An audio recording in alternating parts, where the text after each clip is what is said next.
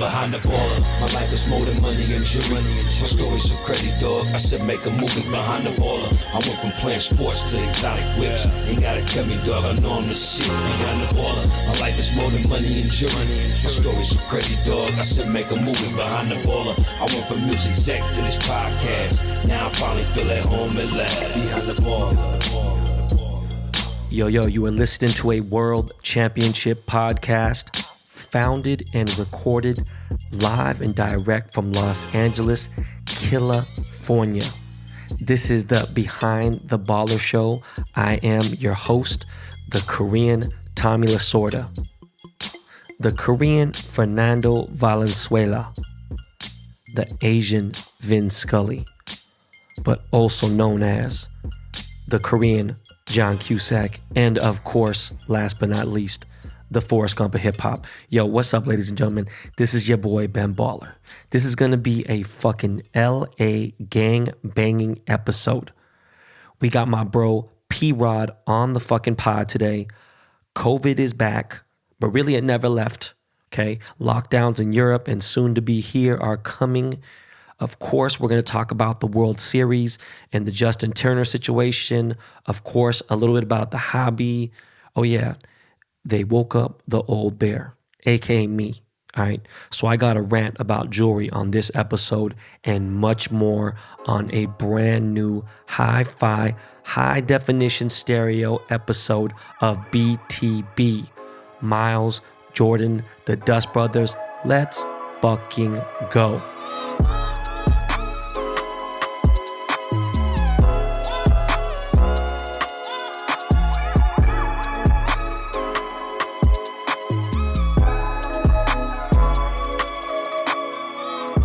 You know how the price of gold has been skyrocketing lately, right? There's an easy way to buy gold through our friends at Acre. Acre lets you subscribe to gold bars for as little as $30 a month. You pay each month, and once your gold stash reaches the price of their gold bars, they discreetly ship Acre Gold to your house. And just recently, Acre has introduced a new $100 a month subscription to a 5-gram gold bar. Acre lets you invest in physical gold without coming out of the pocket all at once. Acre keeps you updated via email on your gold stash every month and ships out once you reach the price threshold. With Acre, taking physical delivery of your gold means it's safe and sound in your hands. Acre ships your gold directly and discreetly to your door. Visit getacregold.com/baller and start investing in physical gold today. Make sure you go to this URL because Acre is giving away gold. To qualify for the giveaway, tweet or post why you should be the recipient and mention at get_acre. All right, again, that's getacregold.com/baller.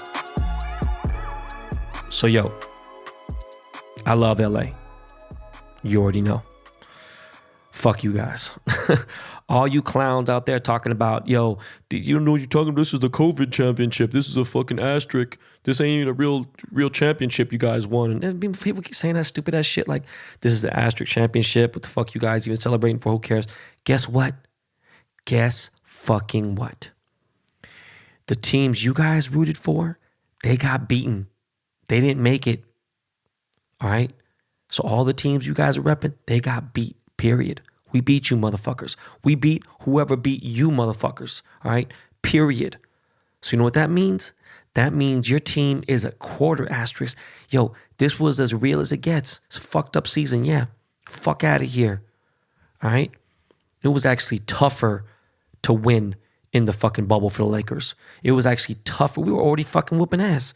We would have fucking killed them with the home fucking court advantage and all that shit, fans and everything. Yo, baseball, the 3-game fucking playoff series. Yo, you know how fucking tough that shit was to play out there? You fucking crazy. All right? Like, yo, you Laker fucking Dodger haters, get the fuck out of here.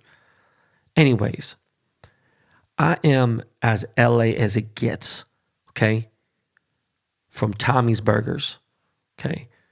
The original Pantry to Philippe's, King Taco, the Rose Bowl, UCLA, USC, Crenshaw Boulevard, Melrose Avenue, Rodeo Drive, Slauson Avenue, the 101, the 10, the 110, the 405, the Crips, the Bloods, the Essays, all my Asian brothers and sisters, Santa Monica Pier, Chez J's, Venice Beach, Dupar's, motherfucking Dupar's pancakes.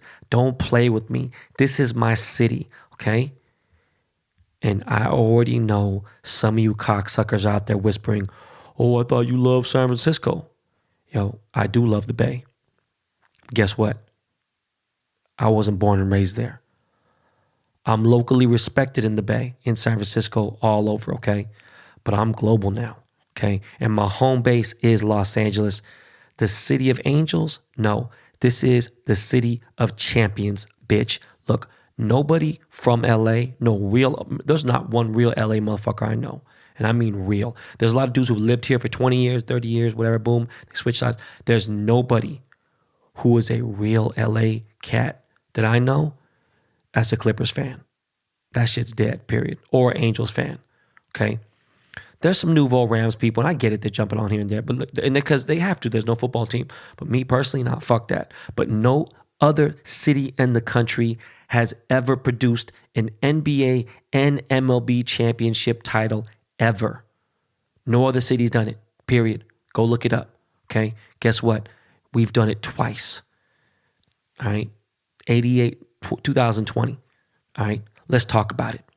Game 6, yes, we won the World Series in 6 games. And then guess what? The Lakers won the chip in 6 games, all right? It's been 32 years since the Dodgers fucking won, right? What's Kobe's numbers? Number 8 and number 24. What does 8 and 24 equal? 32. Who's number 32? Magic motherfucking Johnson of the LA Lakers and also the owner of the Dodgers, okay?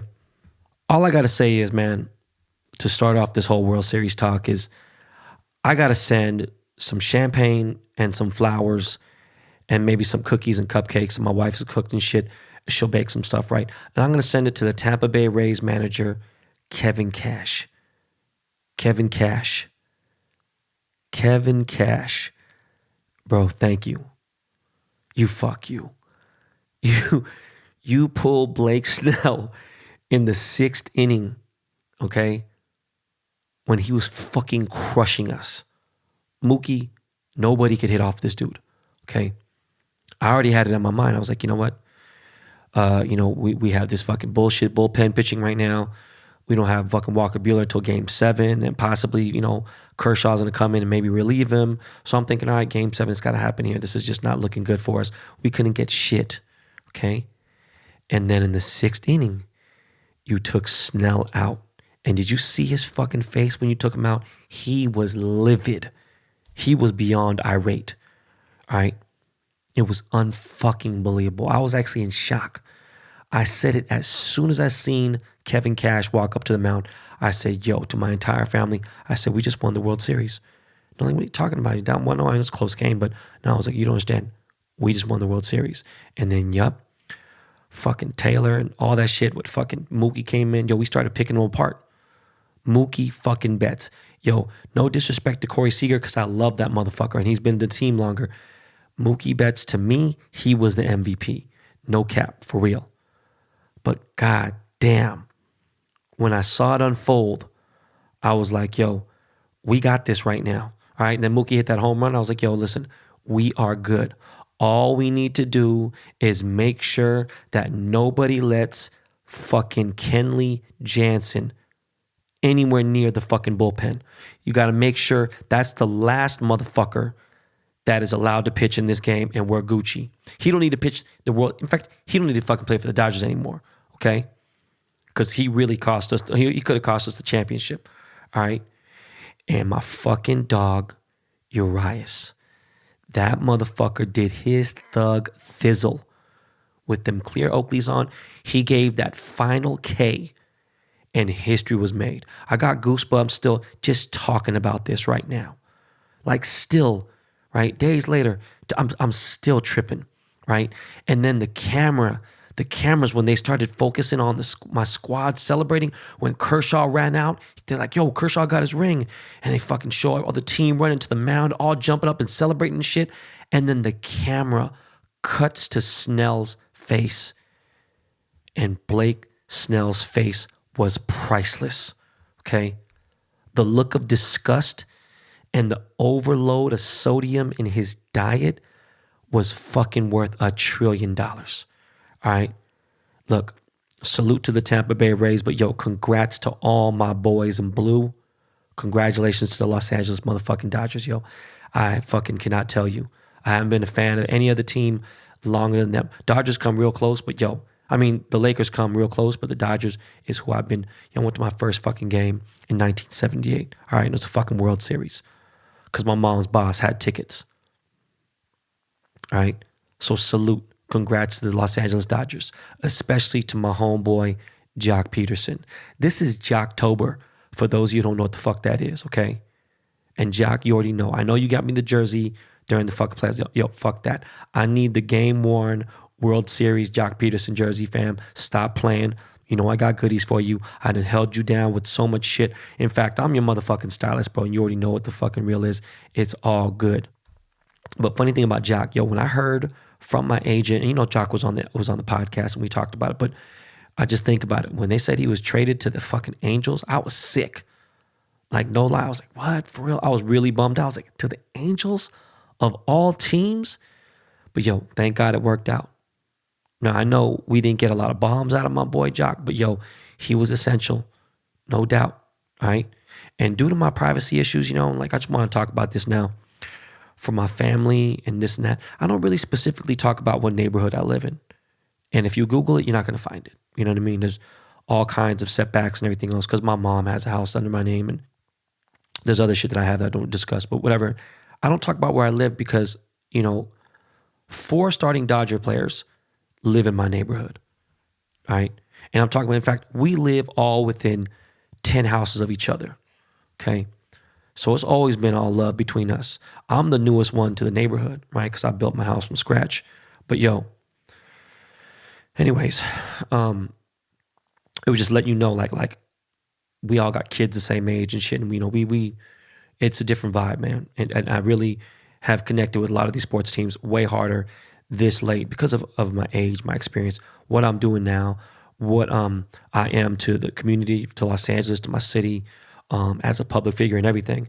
But anyways, yo, it's time to talk about the issue that everyone was concerned about yesterday and the night of the game. I seen all first take and everything, everyone going off. Yo, this is my personal opinion because of how strong I have been about COVID, and I haven't talked about it recently, but this shit's serious, yo. Justin Turner, obviously, you know, Ginger, I hate saying that fucking word when it comes to a man, but a key player in our squad tested positive for coronavirus, and he had tested inconclusive the day before. So when they got the results the day of, they were inconclusive, right? So they're like, fuck this, we need to make a special emergency fast COVID test for him. And they did it in the second inning, all right? I believe it was the 8th or 9th, and I forgot what inning it was, but towards the end of the game, Turner came back positive, tested positive for COVID-19, right? They pulled him from the game. And I didn't really think about it. I was like, you know what? Nah, man, you know, and it was a close enough game. I was like, why the fuck they gonna take him out? Third base? Like, come on. And they pulled somebody else in. I was like, yo, this shit don't make no sense. They didn't tell us why. Had to find out. I forgot how the fuck we found out, whatever, if it was social media. I wasn't paying attention to social media. I was tweeting and I was watching the game. I wasn't reading anybody else's shit, okay? And nobody really knew, again, because, again, there was a fucking nail-biting World Series game going on. My question is this. How did he test positive? Okay? Nobody knows, right? At this moment, nobody knows. I'm sure they're doing an investigation now because people are pissed, whatever. But I always say, I'm not nervous. I don't want to know what fucking someone does with their love life. I don't want to know who the fuck is dating. I don't give a fuck what celebrity's dating with a celebrity. I don't give a fuck where they vacationed either, all right? But I actually would love to know how the fuck he got COVID-19 because they were all quarantined in the MLB bubble. So how is it even possible? His wife was there, right? His kids were there. Like, I'm just curious, like, You know, did a motherfucking Postmates driver give it to him? Like, you know, did he have a fucking escort come by? Which probably didn't, you know what I'm saying? I can't think. I have no idea, right? Now, the issue is this. Was he irresponsible by going back out onto the field against the MLB security, against all the rules, against the MLB, everything? They were like, no. And he fought all of the motherfuckers like, fuck this. Was he irresponsible for going out there, risking the chance of giving his teammates and his manager, you know, infecting them with COVID? Was that irresponsible? Abso-fucking-lutely. Okay? I love Justin. I think he's dope, man. He's a cool dude. You know? He's an asset. He's a staple on the team, right? He's an OG. Totally fucking selfish. And I get every single part of why he did it. Okay? Now, the question lies here to me. This is what I want to know. If he did everything he was supposed to, if he followed all the protocol and didn't take it lightly, then I kind of side with him, you know? But most people don't live day to day like I do, like my wife does, like my family does. Anytime I leave my house and re-enter my home, I change. Anytime I re-enter my car, I use sanitizer on my hands before I touch anything on the inside. Any and every single time I touch anything, I wash my hands or I use sanitizer, okay? And I never exit my car or my home without a mask. And I mean at least a PM 2.5 filter or a KN95 mask at the very least. And yes, that means I'm sanitizing my hands around 60 plus times in a day. I will not touch my face or anything until they've been sanitized. If I shook someone's hand, gave them a pound, depending on who it is, right? If they've touched my shirt, whatever it may be, I got a little small travel Lysol, everything, right? Any single time I'm outside, I could be at least sanitizing 60 plus times a day, all right? And it's that serious to me because of my son, all right? Now, Dave Roberts, me and him are the same age, manager. He's a cancer survivor, and he's high risk, okay? I can't tell you what was going through Justin's mind, you know? All I got to know is, man, look, this dude, that he plays for the Dodgers. This is his team. He highly contributed to their win, to their season, okay? He just won the ultimate championship in the field that he's in, right? After the third time, especially with the 2 heartbreaks, the cheating, all the other shit, going to the chip in 4 years, 3 fucking times. Imagine seeing your teammates out there going crazy, celebrating all this other shit, and you can't go out there with this fucked up 2020 year, not being able to go outside, not being able to go play with fans in the stadium, okay?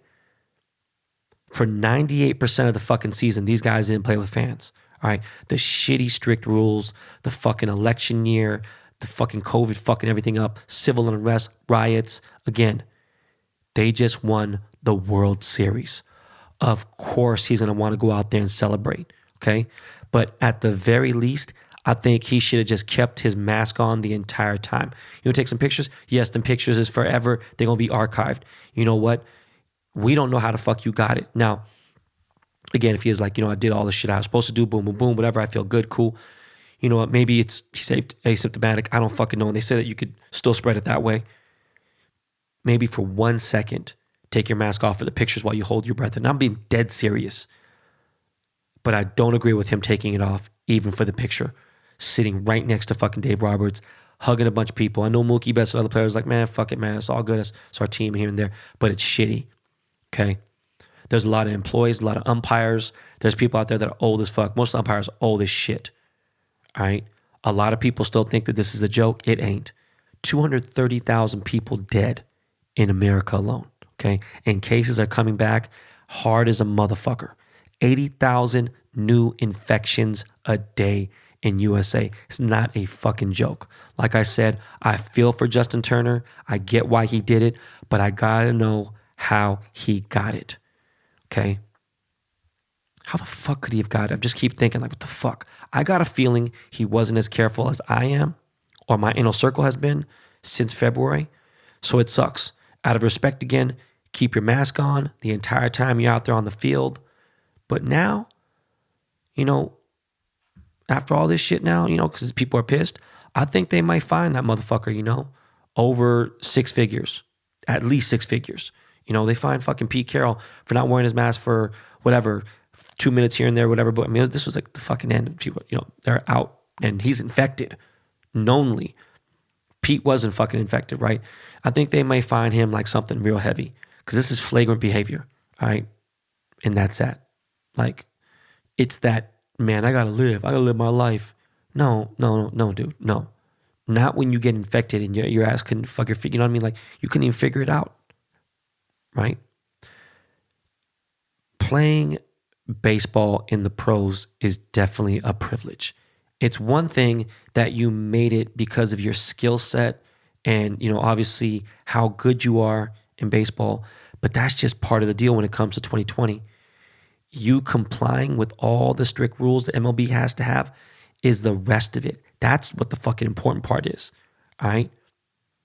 Who knows how this shit's going to turn out, right? Like in the next 2 days or 3 days, if he spread it to the team or to somebody else or the fucking opposing team.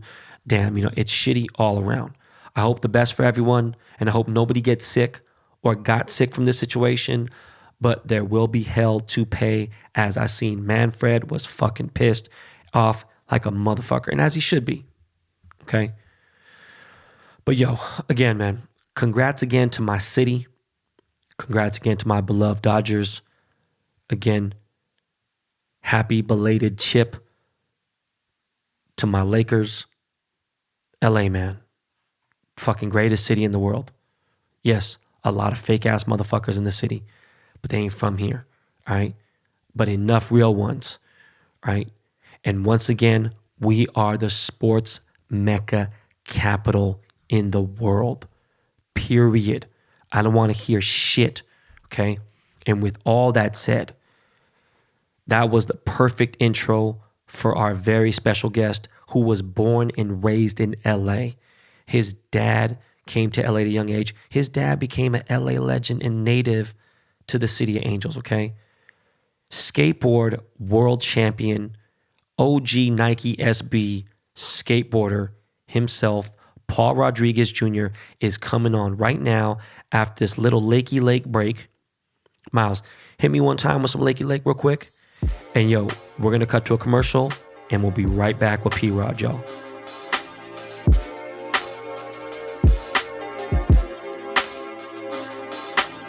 So when's the last time you got rewarded for brushing your teeth? Well, with Quip's new smart electric toothbrush, good habits can earn you great perks like free products, gift cards, and more.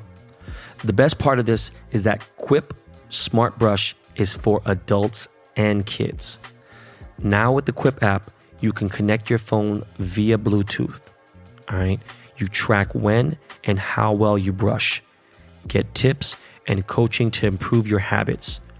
Earn points for daily brushing and bonus points for completing challenges. Redeem for awards like free products, gift cards, and discounts from Quip and partners. You've heard us talk about Quip a million times, but this is something brand new that rewards you and your mouth. Already have Quip? All right, cool. Upgrade it with a smart motor and keep the features you know and love. Plus, you can get a brush head, toothpaste, and floss refills delivered from $5, and shipping is free. Join the over 5 million mouths who use Quip and save hundreds compared to your other Bluetooth brushes when you get a Quip Smart Brush for just $45. Start getting rewards for brushing your teeth today and go to getquip.com/baller right now to get your first refill free. That's your first refill free at getquip.com/baller. Spelled GETQUIP.com/baller. Quip, better oral health made simple and rewarding. So, we got a special guest right now on the show. You know what? Actually, he's like legitimately a friend of mine. It's a super LA where, in 10 years I've seen the guy once, and like it's just weird.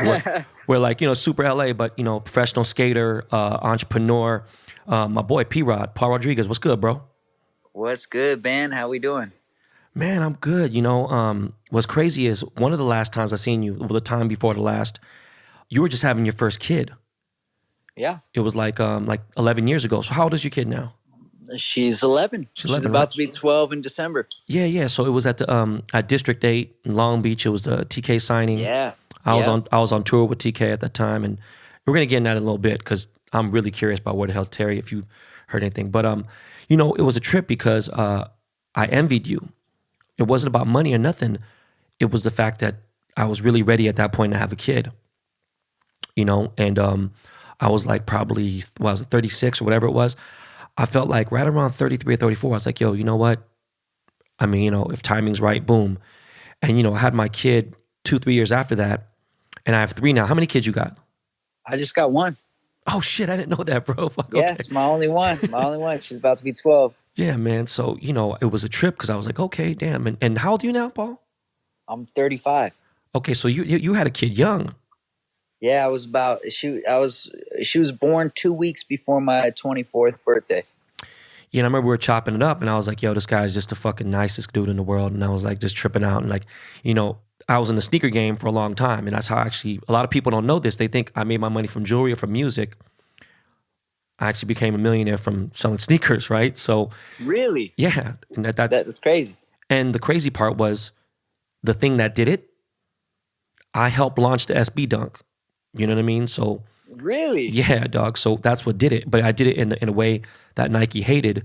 So I didn't wear Nikes for 9 years. My shoe collaboration stopped. Like we got into it real bad. It was ugly. And I didn't know that. What happened was on the first series SBs in 2002, I basically bought 40% of the entire stock in the country of all SB Dunks. And I just held them, and I shipped most of them to Japan. And it fucking, it fucking pissed people off, right? Like I would go into Val Surf, I go to Rip City, I go everywhere. Yeah, I went from Oregon down to Mexico, like just down the coast. And, the West Coast got way more of them. And all the sneaker community, they're basically like, yo, this fucking guy, man, this fucking guy. And the crazy part was the history of sneakers. A lot of people don't realize, like if you look at street legends like Nodis, right? Nodis, Santa Monica Airlines, this dude was rocking Jordans. Jordan 1s was like the cool shoe, in the late 80s. That was like one of the first skate shoes. Yeah, that was like the best, right? So when they said they were doing a skate shoe, there was this dude I was working with, Jesse Leva, and him and obviously Sandy. They had a couple dunks that were out. They weren't necessarily the SB yet. You know what I mean? There was like the maroon pair, and then there was like the alphanumeric ones, and I was like, all right, cool. So I got into that, and it's just crazy because I thought about looking over questions. I'm like, yo, P-Rod, this motherfucker's been... So anytime I think of SB, or I think of SB shoes, I think of a few people, right? The first thing that pops up is Danny Supa, because I had the shoe. And even though Costin's my boy, I don't think about Costin at all. I think of you because there was a time when you did, I forgot, your shoe, your signature shoe, and you did the Mexican blanket. Yeah. And that fucked me up so bad, bro. I was like, Thanks, yo... man. It just reminded me of those times when you're waiting at the border, like going into Tijuana, and all the people are like trying to sell you the blankets or chiclets and all that shit. Yeah. Uh-huh. And I grew up with a Mexican nanny when I was a little kid, so my first language was Spanish before English or Korean. No way. Yeah, dog, it's crazy. So, and I grew up in Koreatown, born and raised, and Koreatown was pretty much predominantly, a Latino hood. It was, like it was very Hispanic, And Wow. when kids would come to school, they didn't know I was bilingual. So dudes would come straight into school at second grade. I was a translator. They'd be like, yo, who the fuck is Chino? Who the fuck is this guy? You know what I mean? Like they were thinking trip out. And then I kind of lost all my Spanish, but I've always been, attached to the Latino community and everything. So all that intro, I just wanted to break down to you because me and you have always just really kept it light. Right. You know what I'm saying? And now there's so many things I wanted to ask you before I had a podcast. So now I'm like, yo, so we could just machine gun these out, bro. Like, Yeah. homie, what the fuck?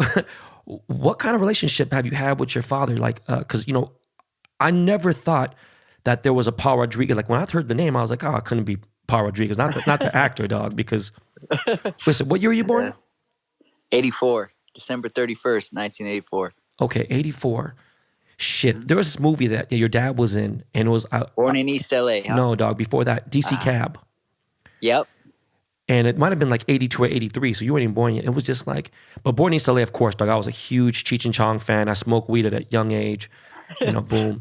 But there was also a movie that your dad did, and it was the first time I seen him as a bad guy, and it was called Price of Glory. I fucking love that movie with Jimmy Smits. Mm-hmm.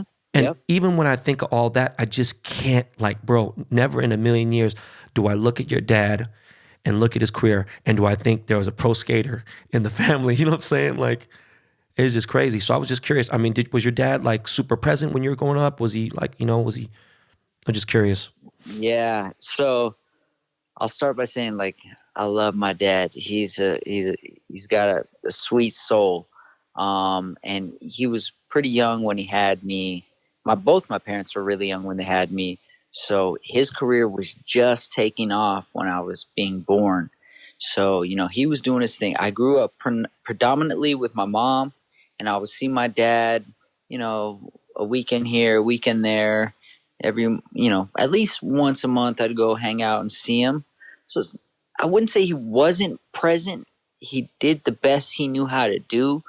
Especially as I grew older, I understood how he grew up, and he did the best he could. He was born in Mexico, immigrated when he was a baby, grew up in Compton, and somehow, some way, found a talent for comedy, made it in the entertainment world, and all these things started coming at him, and he had there's no manual on how to conduct your life when things are going good. You come from nothing, you start making money. So, he was living his life. For sure. And so, I would say he was in my life, but I will say I'm not as close as I would like to be with him. Oh, damn. Even to this day? To this day, yeah, to this day. I mean, we talk, but now I'm an adult. I'm a grown man. Like, he's who he is. He's a man set in his ways. I'm a grown man. I've lived my life. And so to this day, like, we talk and everything, but yeah, we didn't have that, like, relationship where it's like, hey, son, here's how it goes and this Right, and right. that. I But feel you. I've learned a lot from him, though, even from afar. Right. And look, dog, again, man, bro, I wasn't trying to make this awkward or anything, just to make you feel better. I've been very, very, very seriously, like, I've never been in depth about my life more so than in this podcast in the last 13 months. My dad was the biggest piece of shit motherfucker in the world. He did everything he could to. I do say that. He came from Korea. This dude walked like, I know it sounds absolutely ridiculous, but he walked like 200 miles. You know what I mean? Like in Korea, like during the war and all that shit and everything. And Right. he had to do what he could. And like my dad whooped the fuck out of me. So it's like, I get it, bro. You ain't got to tell me. And at the same time, like, I hate using this term. And I think the term is thrown around today way too loosely. The term celebrity is thrown around way too loosely, and it's not given. But I will say this. I do consider you a celebrity, whatever the fuck it may be. And at the same time, a lot of people consider me a celebrity, and it is what it is. Right. So with that said, do you think having a celebrity parent, do you think it kind of prepared you into like fame and stuff? Definitely. I would say I learned so much from my dad, because on the times he would come and pick me up, I wouldn't see him all the time. So every time he would pick me up, he'd be like, hey, you want to go to Disneyland, or you want to go to the mall? It was always something, something fun that he knew, like, I'd be excited about. So every time we would go somewhere in public, people would stop him, and I learned from him. He was always so gracious, and so, like, anybody who asked for a photo, he always said yes. Autographs, yes. If people wanted to, like, every time we would go to a restaurant, all the cooks, all the Mexican guys in the back, the cooks would come out. They would stand around our table, talk to them, and he would just sit there and talk to them the whole time during the meal. And I remember as a kid feeling like, what the fuck is going on? Like, what is this about? But as I grew older, I had my own life experience, and then, thankfully I started making headway in my own career, and people started recognizing me. I understood what he was going through, and I always learned to appreciate the people who appreciate you, because they're the people who give you your career. So Real talk. I learned so much from him, how he treated and how he behaved with people who would come up to him, fans basically. So 100%.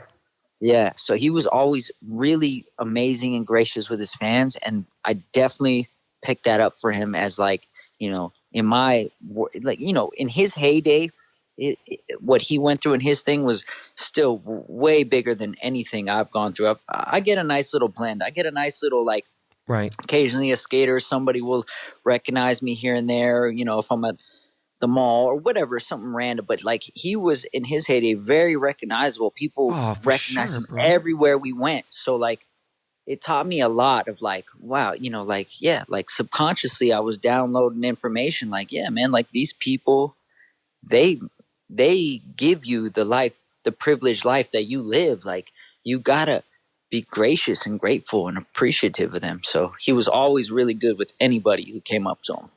It's really important that you say that, and I've witnessed it because pretty much almost all my adult life I've been around celebrities. Not just being in LA, but being in the music business, then being in, I'm a fucking celebrity jeweler, right? But I'm saying, being in that, my wife, I think like the turn up, like I've had several different glow ups, right? Yep. And the more recent glow up, even though my wife knows it's annoying and it takes away from the kids, it takes away from me, just being a husband and stuff. She's like, you know what? You can't be a dick. You got to be cool to your fans. You got to be this. Dude, you can't. No, Yeah. I know, and it's really important to you take your time and certain shit. And sometimes they could be invasive. But that's No really, doubt. I have to say this to the audience, the people listening. I've never met anybody in fucking skateboarding nicer than fucking Paul. Paul is like the Aw. nicest guy in the world. Thanks, man. So, at what age did you fall in love with skateboarding? I was just shy of my 12th birthday. I was going to junior high school. I grew up in the Valley here in Northridge. Still live in the Valley. I was going to Holmes Junior High School, and I would walk to school because it was close to my house. And I saw these kids every morning skating in the parking lot. And then every day after school, when I was walking home, they'd be skating again. And I was just like, how do they do that? Like they can jump and the board sticks to their feet and it flips. I was like, it's like, you watch a magician, you're like, how did he do the magic trick? I Yeah, need to know yeah. how that's done. Like that was the fascination I had. I was just like, how do you do that? I had to know. So eventually, like I've always been a pretty shy person, especially when I was younger. I was really shy. So eventually I got a little bit of courage and I asked one of the guys, like, hey, like, can I try riding on your skateboard? And he was nice, and he's still my friend to this day. Shout out to Dan Abadi. He let me ride his skateboard, and I got to ask him like, how do you do that? And they gave me some pointers, and I was hooked. I was hooked. It was just kids at school. I was in 7th grade, Holmes Junior High School, and they were just skating, and it's something about it just absorbed all my attention. I became obsessed. Well, bro, it's crazy you say that because I was a big BMX rider, right? I've been riding dirt bikes, everything. I'm in the hood, bro. So it's not like, and I was at Venice Beach. I was also a break dancer, so I did a lot of crazy things, right? And I'm at Venice Beach. I don't know if you remember. People used to dance and shit and whatever. I mean, they've been doing it for 30, 40 years there, right? Yeah, yeah. And so I'm there one day, dog, and I just got a skateboard.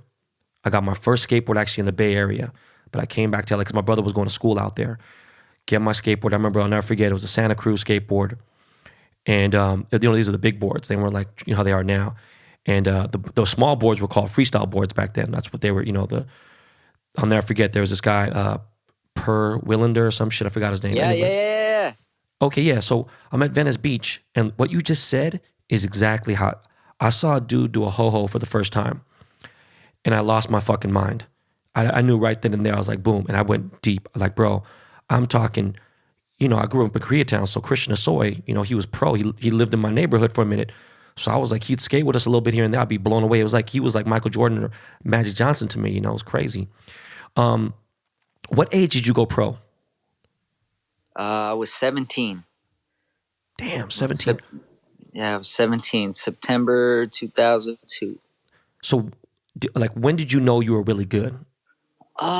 That's a hard one to say. Like, I knew that I was really obsessed with it very young, and I was like, No, I'm I talking about always when use did the you know you were analogy. the shit, dog? You were like, okay, I'm landing tricks, dog. I'm Uh, maybe like 1999. I got my first like real sponsor, DNA Skateboards, and it used to be a thing where like you would send your little video of your footage, and like they might put you on Flow. A company might put you on Flow, and for those who don't know, that just means like they hook you up with some product, you skate, and it's all good. But I was nothing. I was just a kid skating. I gave my video, and they put me directly on their amateur team, which means I got a part in their video. They gave me an ad in a magazine. So I never went to Flow. I just went from regular kid to straight amateur. And to me, that was like, oh my God, like my dream at that point, my stepping stone goal was to become Flow. And they were just like, no, we want you on the team. We want you to video part, ad. To me, I was like, okay, I think we're making headway here. I was like, something's happening here. I like this. And then that made me so much more hungry. And I just kept pushing myself. Is there anything else that you're really good at that most people don't know?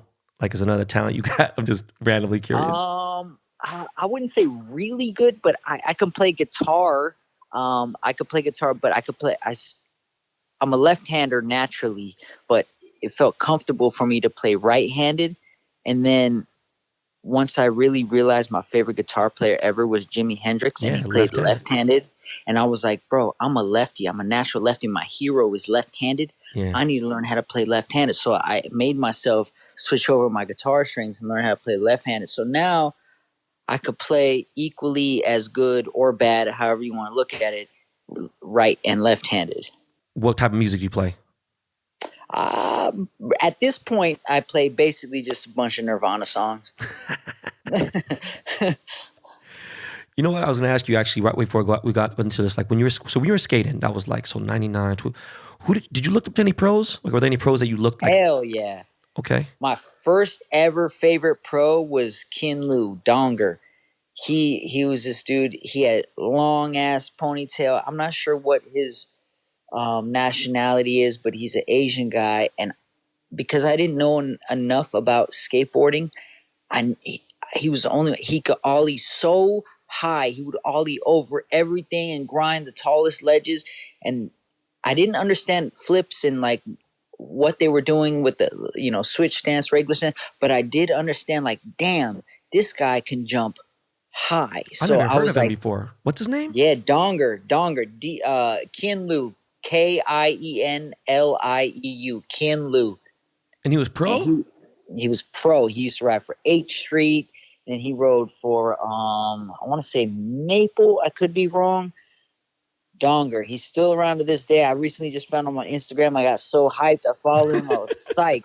I was so hyped, man. Donger, they called him. Dude, He had like double ponytails, braids long, all the way down to his ass.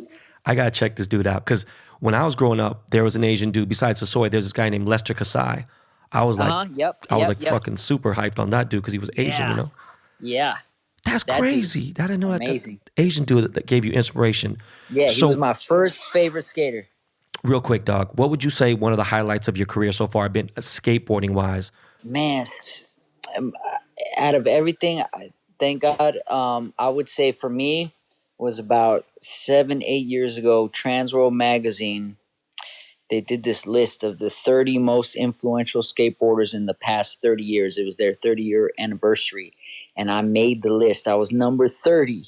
And I made the list of being one of the 30 most influential skateboarders in the past 30 years. Dog, you should But have I been in was the first fucking top 15 at least, bro. Damn. I appreciate that. But the reason I was so grateful for that was because all the other 29 guys on the list, every single one of them, were already professional skateboarders by the time I started skating. So like when I started skating, every single one of them were already established, well-known pros, and I was able to, start skating, get a career, and make my way onto that list. Damn, that's okay. So that's good then. So it was like mostly OGs and you were kind of like a Yeah, little younger. they squeezed me in on that list, and I was just like, I can't, like, I literally, like, I had some tears, my eyes were watering. I was like, No, that's dope, that was a dude. big deal for me because like my heroes were on that list. I was like, damn, like At the time, I was the only dude on that list, also still in my 20s. So it was heavy for me. Like, wow. Like, Nah, salute, dog. That's dope. appreciate it. So being a Nike athlete, right? Being signed to Nike, being a real Nike athlete, dog, people didn't really take skateboarding serious for a long time, homie. You know what I mean? Dude, Like yeah. they didn't take rap music serious, and look where it is, look where skating is, right? Oh, I see so many parallels. It's crazy. So being a Nike athlete, what other sport athletes have you gotten to kick it with? Like any crazy stories with like LeBron or somebody or Yeah. Yeah, LeBron, he's fucking cool as shit, man. He was born the day before me. We're one day apart on this earth. And I met him in China for the first time. Nike was doing this thing called the Festival of Sports, and they would fly all their different athletes out to China and like put on these big demos, like they would make big skate demos, and they would have basketball players, football, every category they have. They flew all their athletes out there, and for some reason that year they put us with the basketball players. Like the skaters got to chill with the basketball players in the green room. So LeBron was on the Heat that year. Him and Chris Bosh came out, and this was the year Kyrie was going from. He was. It was the summer he was about to go into the NBA. So I got to meet Kyrie, and that night of the demos and stuff, they took us out to this club. For whatever reason, the skaters, we got stuck with the basketball players in a good way. right? And we went to this club, dope ass club, VIP section. They gave us the full treatment because we were with the basketball players, right? So they gave us all the dope stuff. I'm sitting there, I'm chilling with Kyrie. We're in the VIP section. I'm passing a bottle of Belvedere back to Kyrie. He's taking a swig. He passes it back to me. I'm taking a swig. Like, this shit was so dope. I'm smoking a cigar. Amari Stoudemire is passing his cigar back to me. I'm taking puffs of his cigar. It was so surreal to me. I'm like, how the fuck is this happening right now? It was a really cool time, man. We had a great time, and You know, uh, I love it. I noticed too when you meet somebody who's doing things like talented musician, artist, athlete, whatever. When you kick it with them in a different country, for some reason Yeah. it hit different. Like it really Oh, does. dude. Yeah. Especially in China, because I've been in China so much. I've been all over the world. It shit hits different for real. So Absolutely. you got your own signature shoe, the P Rod, And I was just curious, like with the SB hype and everything, especially, I mean, it jumped off immediately. And you see how it's come back right now, like heavier than ever. Did you ever skate in Dunks, or did you go straight to your signature shoe? No, I did. My first year on Nike, I was strictly Dunks.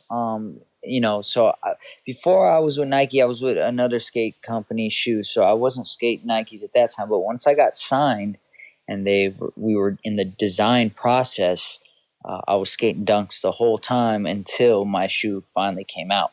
So my favorite was, I can't even remember what the unofficial name of it was, but it was like like they were like the iceberg Dunks or whatnot. What year was I it? recently got a pair. It was 2004.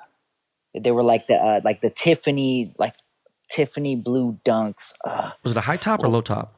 It was high top. Yeah, I know you're talking about. I forgot what those shits are called too, because '04 is when I said fuck Nike, and I was like, I was done. Right. Listen, so in '04 was Gino, Iannucci, and Supa and Reese Forbes and all them. They were still on the team. Yeah, they were the original. They were on the team already for a couple years by that point. They were OGs, and I remember when I first got announced to Nike, I did my first trip with Nike. They sent me to Texas for the Make a Wish Foundation demo, and that trip, Supa and Todd Jordan, they took me under their wing like brothers. They said, "Hey, come hang out with us. Come out with us." And They it's took dope. me. Richard Mulder's first shoe was the white and blue. He did the Dodger blue because he's from LA. Yes. So let me ask you a question, bro. You talking about traveling and shit, right? And everything. And obviously we're on COVID, so I get jealous. Because last year I was on 122 flights. This year it's Wow. like, you already know. Yeah, dog, it was the most. I've never traveled that much in my life. Like I was like rock star shit. Where are your favorite places to travel to? Ooh, that's a good one. Well, China for sure. What area China, particularly? Shanghai, Shanghai, I love Shanghai. Shenzhen. Yeah, Shenzhen's really great for skateboarding. Those are the two main places I've been to. And then Barcelona is amazing. Love Barcelona. I love London. Um, where else do I really love? Australia's great. Um, those are my top 4 or 5. Tokyo really fucking embraces skateboarding too, pretty heavy, right? Hell yeah. Hell yeah. I haven't been to Tokyo since 2004. Actually, my first international trip with Nike was to Tokyo, and I haven't been back since. Holy shit. I go every year, bro. Like this year Man, I had 2 trips and I had a collaboration with Murakami. Dude, they fucking, COVID, so we can't even go there at all. It's like killing me because I miss Tokyo because it's my, I go to Tokyo. Dog, I'm from Korea and I fuck with, and there's like there's animosity between Korea and really? I Japan. didn't Yeah. know that. There's always been like a weird funk between them, but I've always had love. It's no big deal, but I miss Tokyo. It's crazy. So yeah, Australia, I've only been to once, but I had a great time there. And like, I don't know. I mean, I figured because they surf out there so much, sure, skateboarding's dope. So, where's the first place you want to go to once the pandemic is like over, like for real Oh, over? good question. I would say probably Barcelona. Barcelona and London. Nice, nice, man. I loved it. I love it there. Barcelona's got some of the best skateboarding in the world, some of the best food, some of the prettiest ladies. And London is just I don't know. They got the dope steez over there. I No, love dude, it. bro. My wife lived in London. My firstborn son's name is London. So like, I was named after Big Ben. So like, a Yeah. lot of references towards that. Trust me, I love London, bro. I love the UK. Yes, sir. Have you been quarantining? Like, what have you been doing during the pandemic? I was quarantined probably from March till like early June, and then after that, things kind of started opening up again, I go out and skate. Like that's the beautiful thing about being a street skater is like all the places that you would normally want to skate are all shut down. Like schools, right? All the schools are shut down. Everything. So like, we'll go out and we'll skate the schoolyards of LA, and it's probably the like safest place to be during a quarantine Yeah, because shit. nobody's Yeah, there. Like so for us, it's like the whole city's a playground. So I'm just all over LA skating. But I'm still wearing my mask and using my hand sanitizer and all that. that's But good, to a man. certain degree, I'm not just locked down at home anymore all day. Like I got to get out and skate. No, for sure. So, dude, I didn't even know this, bro. Even I follow you, you know what I mean, on social. I just didn't like. People just pay attention to certain things, and you just kind of assume. I didn't know you were like kind of retired, and then, Well, yeah, yeah. well, I mean, so okay. What was like? Break it down. You're about to get back in the game. I mean, just Yeah, so about 2000, end of 2016, after the last, that summer, that skate competition summer, I had me a good little summer. I got me a little win in a street league, and I decided after that, going into 2017, I was like, you know what?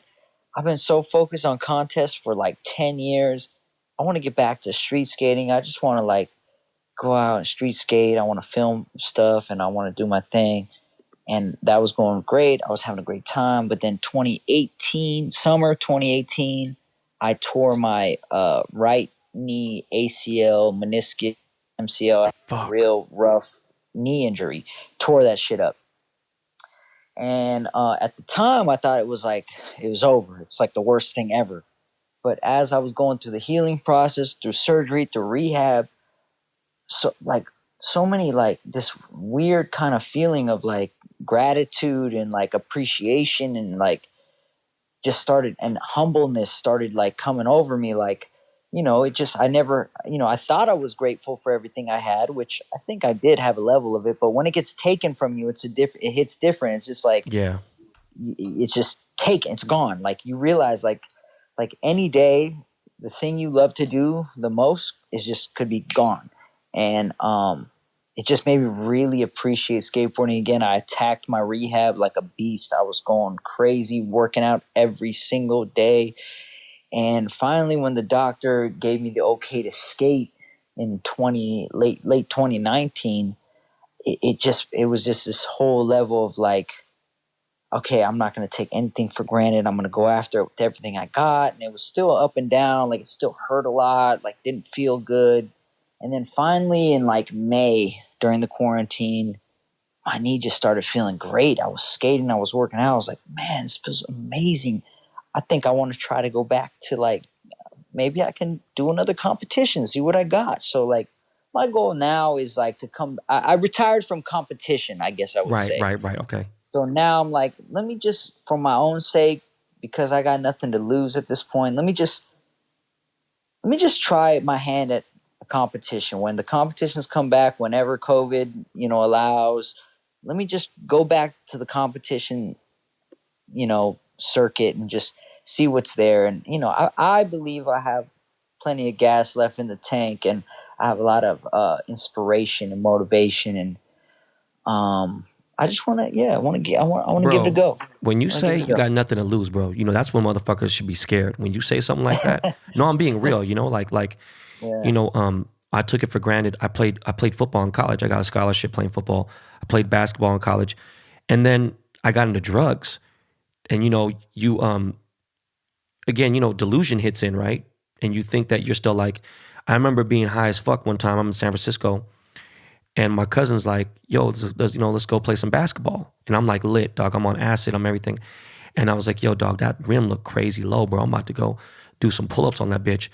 And I jumped up, and I felt like I jumped higher than ever. And he was like, "Bro, you were so far from touching the rim. I can't even tell you." Like, and like, I was like, "Oh shit." And then, just old age, whatever else. I don't feel as crisp. So, with that being said, truthfully, 35 years old right now. Do you feel like you're 100 right now? Not 100, like 22 years old. But I'm saying, are you feel like your knee is like fully, good? I would say I'm probably about 97. Damn, that's legit. About 97.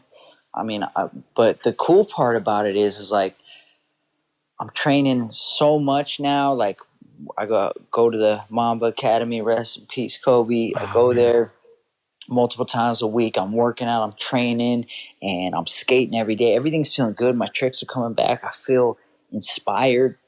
And to me, I guess like whether I'm 100 or not is not even the important part. Just the joy I get no, for sure. I was just saying, like, the fire. No, I know. I feel you. I think I will be at 100 very soon. But whatever. The beautiful part about it mentally is like it's just the joy I'm getting from being like back in the inspired space. Because like before I got hurt, I was kind of like going through the motions. Like I was skating every day. I was enjoying myself, but I wasn't like challenging myself. I wasn't like saying like I wasn't like when I was maybe 5 years before that. Like I was like, I had a chip on my shoulder. I was like, I want to be great. I want to push I want to make my mark in the game. And I kind of like lost that. I lost it. It is what it is. I lost it. yeah, And then I got the injury. I had so much time sitting on my ass. And I was just like, dude, what happened to you? Who the fuck are you, man? Like, what's going on? Yeah, I was just, what is happening? Like, who are you? You're just a lazy at like the 15-year-old version of yourself would be so disappointed in you right now. What is going on? And so like for me, like I prayed a lot. I believe in God so much. And I prayed the whole time when I was, sitting on my ass in bed after surgery. And I was just like, man, like, please let me just come back. Like I appreciate it. I get it. I learned my lesson. Like I don't want to go out like that. I want to go out on my own terms. Like, right, right. standing on my own too and just doing my best and putting it all out there. That's all I want. I don't want some injury just to say that's it, you're done. Like I want to just, so if I'm healthy and I can do it, I'm gonna go out there, I'm gonna give it all I got. And the beautiful part is like I got nothing to lose, and should something happen again, whatever, Right. it is what it is, like But hold on, wait. So you still sponsored by Nike? You still have your sponsors and stuff and yeah, everything? yeah, I'm still locked in with Nike. I'm I got my brand Primitive, everything's Right. feeling beautiful. So I'm gonna get into primitive in a second. I just wanted yeah, to. yeah. I do remember they're saying that they're going to allow the skateboarding is going to be in the Olympics. I think it was supposed to be last year, this year, whatever the fuck it was. When did that start, or has it not started yet? No, so the Olympics talk has been going on for like 2, 3 years now, and in skateboarding, there's always like the divide, right? You got the cool guys who are like, "Fuck that shit, nobody gives a fuck about Olympics," and then you got the other people going to the Olympics, and I was kind of always in the middle, like if It's a it big happens, deal, it happens. bro. doesn't. Yeah, it's huge, right? But I was just like looking at it realistically, like beforehand, before my injury. I was like, well, they're talking about Olympics 2020. I want to be 35. I don't know if I'll be, competing then. I didn't know anything. But then I got hurt, and then I was definitely like, well, I'm definitely not making the Olympics because it's supposed to be this summer. I'm like, I'm hurt, whatever. So I might as well just not put it in my mind. But then, COVID hits, right? And I'm as COVID hits, I'm getting better. I'm healing. I'm skating again. I'm getting healthy. And then all of a sudden, the Olympics are pushed to the summer of 2021.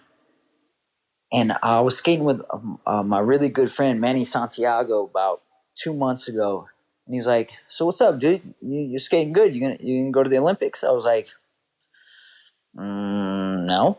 And he was like, "Why not?" I was like, and I realized I didn't really have an answer for him. I was like, uh, I don't know. And that night I came home and I was like thinking about it and I couldn't sleep. I was tossing and turning. I was like, yeah, why the fuck wouldn't I go to the Olympics? Like, if I'm healthy now, I'm getting better. I'm skating good, and for the first time as far as I know, the first time in the history of the Olympics ever got pushed to another year. Never been rescheduled before. That's a sign. Yeah, like in my mind, I was like, yeah, that's a sign. Like, why wouldn't you at least try? Like, fuck it, try it. And Fuck if you yeah. don't, you don't. If you do, you do. Like, but don't fucking let that year pass by. And 2 years from now, you'd be kicking yourself in the ass. Like, why You never regret give it, it? bro. You could Yeah, never live life without with regrets, dog. It's like, yeah. So for what it's worth, yeah, that's what's inspiring me right now. I want to go back to competition season, and who knows? Maybe I can qualify. Maybe I can get there, and that would be exciting. I think that'd be fucking lit, bro.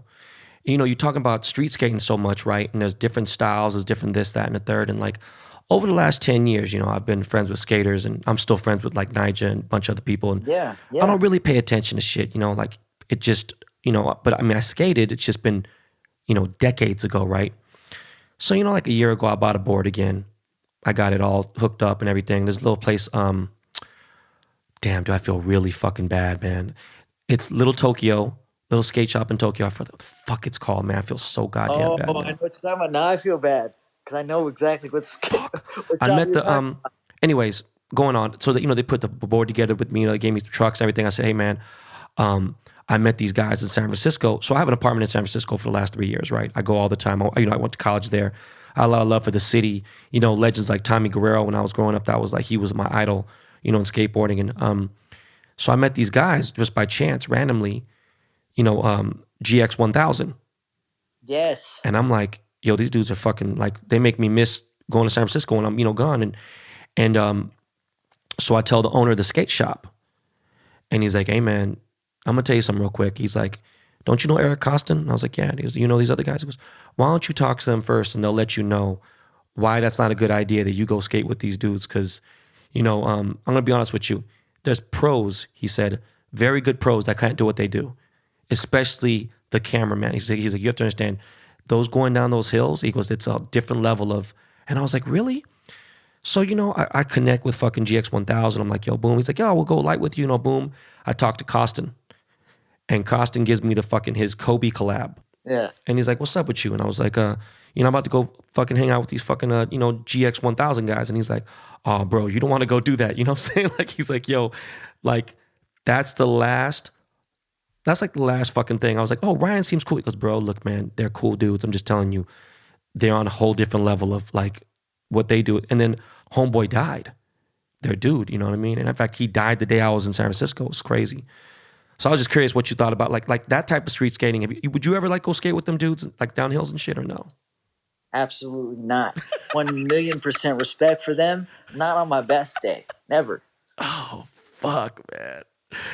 All right. I just had to ask because, everyone said it was a really bad idea. And then I just didn't. No. And it's terrible that homie died. And, but, at least he was doing something he loved. That's the light. Nah, for sure. I mean, for real, he went out going all out, doing what he loved. And respect. So, P-Rod, check this out, dog. This is actually, the funny thing is, my show is a business podcast. I'm in the entrepreneurship category. it's a business show. You know, I talk about free game. I talk about, you know, not fucking up your money here and there. For the most part, I do know you're not the type of guy to buy a Lamborghini, even though, you know, I buy would fucking. love to. I want to. Trust me, I do. I want to. I have huge, lavish life aspirations. But you've been Believe very me. smart with your money. You know, I try to be. you're being too humble right now, Paul. I'm about to fuck. I wish I was right next to you so I could punch you, man. So real quick, before we get into this other thing, you've had Primitive for how long now? Primitive is about 11 years old. Dude, man, and it's crazy because Primitive had an SB account, or they still do, right? I'm sure. No, You know? no, we started as a shop, but then we closed about 5 years ago and just became strictly clothing and boards of our own. Like we're not a shop no more. Oh, I didn't know that, bro. My bad. I'm sorry, Yeah. man. No, all good. So, but the crazy thing was the brand. Like I know girls who've shot for Primitive, like no hot chicks. You know what I'm saying? Like there's always been cool girls who've done it. So, is that like so? I mean, but you still own Primitive, the brand, or no? Yes, sir. Okay. Absolutely. So it's still going. Yeah. It's still doing its thing. Everything's going strong. Please tell me about this tequila brand that you just started. Yes, Kamisario Tequila. I recently became an investor. Kamisario Tequila. Thank God for COVID. They hit me up originally through DMs about like wanting to like just I guess be an influencer and do some paid posts or whatnot. And I talked to them. I was like, I don't know. And then they were like, whoa, our people want to meet you. Came down. I went to their headquarters. I met them, and next thing you know, we negotiated a deal thanks to my agent Brian, and next thing you know, I'm now part owner of a tequila brand. So I'm very excited, very grateful for that. But Tequila Comisario, high class tequila. We got the Blanco, we got the Anejo, we got the Agave, and we're coming strong. We got some big announcements coming soon of some other brand ambassadors coming on board. All right, you ready for this? Yes, sir. All right, so check it out. I used to be bad with alcohol, right? I was, during back in the old school days. I mean, I don't even think I'd say I cut maybe drinking maybe 85 legit percent out of my life, maybe 90%. Like I just really didn't drink very much. I'm a dad of 3 kids, married. My wife loves to drink, loves drink wine and everything. For the last 3 years, there's only one thing I drink, and that's tequila, baby. That's it. That's all I drink. Hey, I love it. I love We gotta tequila. send you a ton of tequila. I love tequila, bro. I don't know what the fuck it is. I love the way it makes me feel. I love everything about tequila. I might go to Cabo so goddamn much, and I didn't even know fucking agave was from that one little area. And I was like, holy shit. When I found that out, I was like, oh my God. And because, we use agave as a sweetener in the house instead of using like whatever. And it's just off the show, I need to like know more about this fucking tequila company. Oh, dude, we gotta get you involved. Yeah, I want to fucking drink. I want to push it. I want to help you out. What other investments have you had like in the last 10 years? Is there anything like I'm sure you own a home, but I mean, besides that, like.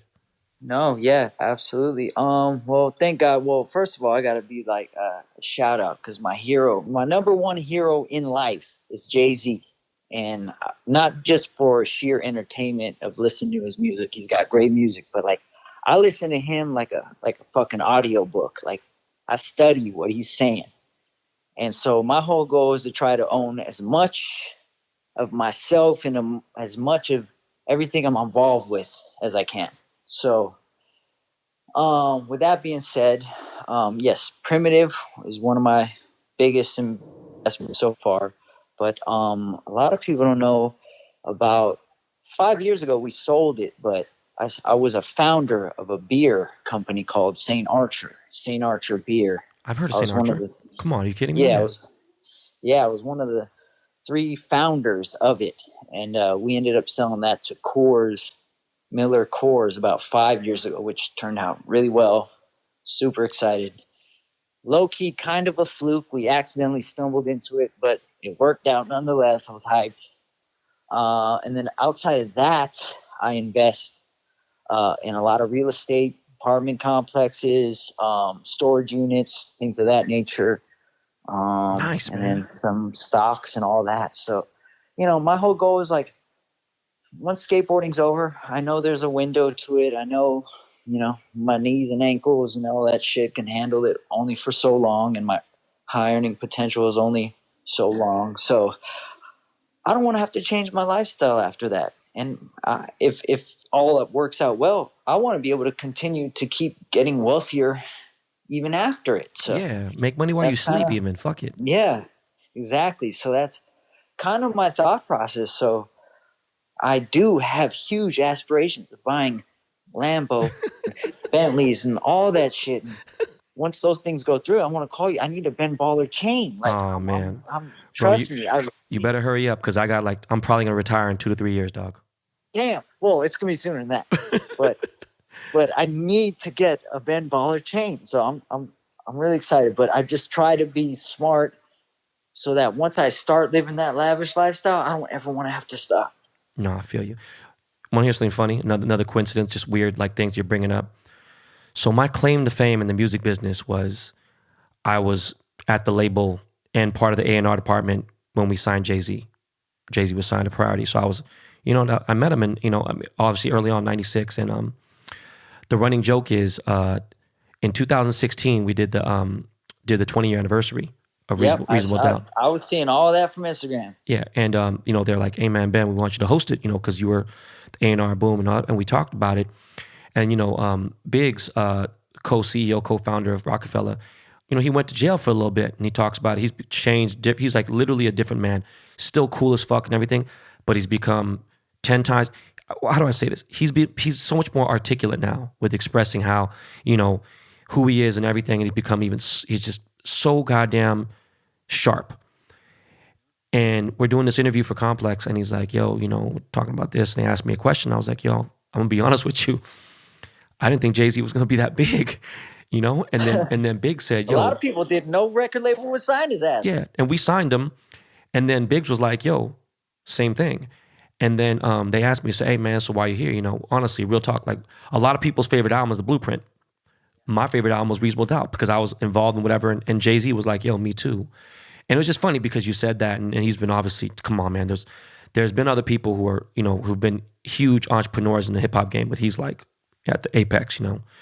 We're getting real close to the end right now, and I wanted to ask because I said in the first minute of this interview is, bro, have you talked to TK at all, Terry Kennedy? I talk to him here and there. He hits me up on Instagram from time to time.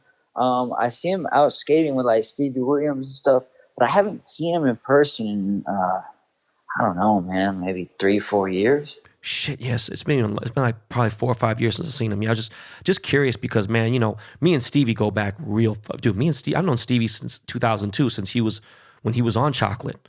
Like I've known Stevie for a long fucking time. But yeah, man, TK's like, that's my boy. I just feel bad. Like, like we were super close, and I ain't heard from him. So, I was just curious. Yeah. No, he's out there. He's skating his ass off for sure. But I haven't personally seen him in like maybe 3-4 years. We message each other on Instagram here and there. I don't know. It's one of those weird things where, like, trust me, I get it. As life goes on, people, we got families, we get older, and it's just like you just aren't able to get in touch with people the same way. And like, I don't know, man. Life goes fast, bro. Dog, I'm almost 48, homie. I'm gonna be 48 in 3 months. Like I'm almost 50. That shit scares the fuck out of me. I'm like, damn. Yeah, exactly, bro. So damn, what, your birthday's in January? January 27th, 1973. Damn. Okay. Yeah, I'm fucking, man. I'm like Yoda, bro. Yeah, that's good. So every guest that comes on this show, the very last question I have for them is there anything you'd like to ask me? Yeah. Yes, because I got to tell you, Ben, I've known you a long time, but like from afar. But dude, you're one of the most fascinating characters I've come across. And I actually said this to my homie. I'm sure you know him because you know everybody. My man, Steve Lobel. Oh, of course. I've known Steve for we've been friends for almost 30 years, man. Yeah, Steve Lobel. He's my neighbor. And I told Steve, because Steve knows everybody. I was like, man, I told Steve not too long. I was like, hey, you and Ben Baller, I don't know how you guys do it. You guys know everybody everywhere. How do you do that? Like, because I've always been a real shy person and not like I love people and I love like meeting people, but like I get real shy and I get like all like, oh, nice to meet you. And then I kind of like duck off into my own spot. But I'm like, how do you and Ben Baller, like you guys know everybody everywhere in any corner of the earth? Like, how do you do that? Fuck, man. You know, it's weird. I think when I was really young, I'd be shy amongst anyone I really liked, whether it be a girl, whether it be a popular kid in school, whether it be anything. And I think right around sixth grade, my parents got divorced. And I just kind of felt like, yo, man, I need to do something and just like my personality needs to come out, like beyond. Like I acted crazy behind closed doors in front of my sister and my brother, in front of my parents, you know, when no one's looking, no one that I knew was looking. And I would dance, I would do everything, whatever. And I said, look, man, I need to really come out of this shell and be outgoing because I want to be somebody. I didn't want to be famous person. I wasn't really, you know, but I was like, I want to learn how to just, so I would just talk a gang of shit. I would make crack jokes. I want to be a comedian. I wanted to be this, and this. And I would meet people on the street, whether it be like a head gang leader, it could be someone who's a skater. And I just knew how to just talk. And then I think because I shot you know, you shoot your shot, right? And after a certain point, if you keep shooting, and this is like a basketball metaphor, but at the same time, it's a life metaphor. You keep shooting and you're going to know like, all right, dog, do I stop shooting or do we keep going? Nah, fuck that. You keep shooting. And when you keep shooting, meaning I'm just off the mouth talking shit, you realize, okay, I went too far here. All right, I was a little too invasive here. You know, I shouldn't have said that. I was very insensitive here, boom. And I think I've not perfected it, but throughout so many years of meeting so many people from Michael Jackson to fucking you name it. Yeah, you're a master. Yeah, I think it just got to a point where I really do feel like it doesn't matter who the fuck it is. I mean, even, you know, a couple years ago, I was supposed to sit down with Elon Musk. And I already knew, like, you know, the reason why we didn't was because I got locked in my Tesla. And I live tweeted and IG storied it. And he got back to him and he was fucking pissed. And he's like, you know, boom. And I was like, you know, fuck him. I don't give a fuck. Like, look, dog, me and you are two different people. But at the same time, like, I, in person or on the podcast, people understand me much more. People misunderstand me through a tweet, a caption, or a text or something. You never know what, you know, how, you know, what context it's coming from with me. And with that said, I really feel like I can get next to anybody and I can have a conversation about something. I don't give a fuck what it is. If it's something I'm attracted to, whatever it may be, it could be fucking Donald Trump, even though I hate his guts. But I've met Donald like once or twice, right? I'm sorry, I met Donald a few times. I could have a conversation with almost anyone. I really know I could. And not only just a conversation, I could find something.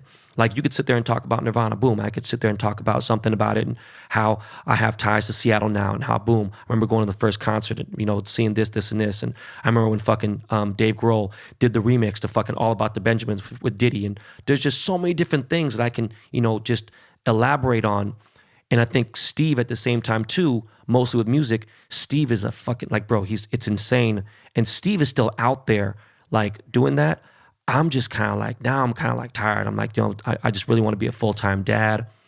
I talk shit on the podcast. So I think what it was, the answer to it was, I wanted to do something and I wanted to be, at first, you know, I think I wanted everyone to like me. And then when I realized I was trying too hard, I said, I'm just going to be me. And if they don't like me, fuck them. And I'm not here to be liked.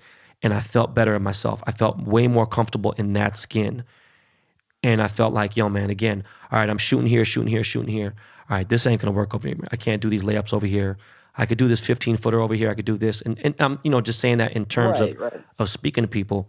Like an analogy. Yeah. And that's where it is now. And I think it's, you know, people see my wife and like, how the fuck did this dude get someone like her? And she's like, man, this guy could fucking talk, man. Fucking, you know, like, and it's just funny. She's like, you should have been a fucking attorney, you know, and it's just funny. So yeah, that's probably the best question any guest has ever asked me. It's crazy you said that. I appreciate that. Thank you. Yeah, man. One last question. Do you find once you realize like, I don't give a fuck, I'm not here for people to like me, do you feel like that you actually found that like people actually ended up liking you more? Like that was a counterintuitive thing. Like fuck it, I'm just gonna not give a fuck who likes me, and then you end up realizing like, wow, actually I'm attracting more friends and people are liking me even more because now I'm so free. I think it's funny you say that, right? So now, let's say for instance, yes, in short, yes, in long, yes. And what I'm trying to say is like, okay, so let's say, for instance, before, I like to troll people. So that's different. That's a very big, terrible habit of mine. It is an addiction of mine. When someone says something like, oh man, Ben's punching the air right now, he's probably mad he didn't get this job. I'm like, bro, I don't give a fuck about that job. What I do give a fuck about though is making sure you understand how much you suck, because you want to come at me with some fucking, with some hate shit, and I'll come back with you because, I fight fire with a fucking nuclear weapon. I come back 10 times harder. But what's funny is I noticed when I didn't really care in that sense, if someone's trying to expose me and say, oh man, you know what, man? I saw Ben, man. He went to go see a movie by himself. That motherfucker must have no friends. And I'd be like, bro, I like doing a lot of shit by myself. I'll come out before they could say it. Like if someone was trying to expose me and say, oh, Ben's lying about this, or Ben has this, or whatever, I would just come out straight up. I have nothing. I don't want to have no secrets, like where people feel like they have a power over me, or they're gonna blackmail me because they saw me at lunch with some beautiful girl. Like, oh, I'm gonna tell your wife. Like, motherfucker, how about she knows? And I just felt like, yo, man, you have to find, because I had a lot of flaws, and I still do. I had to accept all those flaws, even the insecurities. And when I did that, I definitely realized that people liked me a lot more, because they were like, no, you know what, dude? This dude actually knows that he's fucking crazy, or this dude knows that, whatever. And he's admitted it and he's faced it. And because I faced adversity all my life, I feel like, I just felt, again, more comfortable in being this way. And then, I let shit go now. I'll let somebody win an argument, which I never did before. And, I'll let them think like in their head. And then in my own head, I'll be like, yeah, I crushed this dude. I'm not going to let him get the bet, and yeah, that's just where it was. And I think with maturity. Yeah. And the thing is, men in general are definitely much more immature compared to women. Women mature faster. And I'm still a 47-year-old, 18-year-old, but definitely, with my son being almost, my son's 8.5, it's like, I gotta set definitely a better example, because the internet is forever. And when he sees me saying, crazy shit, like I did a big sweep of things, on my social, and my agent deleted 32,000 tweets. He deleted, 2,000 Instagram posts. And, with all that said, bro, I just want to be I want to lead by example. So as much as a jerk that I could be online, in actuality, in real life, and I tell people, look, don't worry about if I follow you on Twitter or Instagram.